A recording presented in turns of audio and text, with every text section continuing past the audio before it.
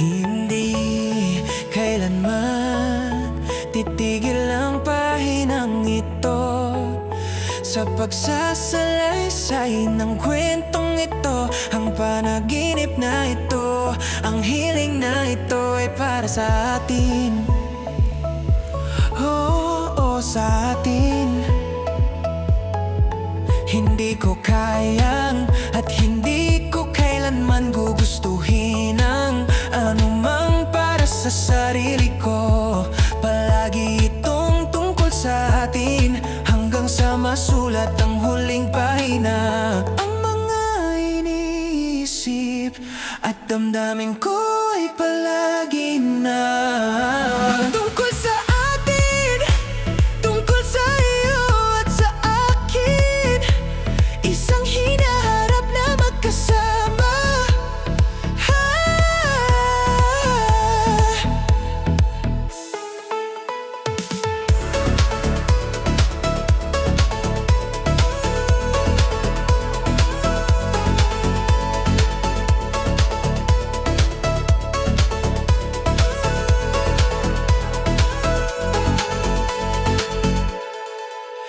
Hindi kailanman titigil ang pahinang ito sa pagsasalaysay ng kwentong ito.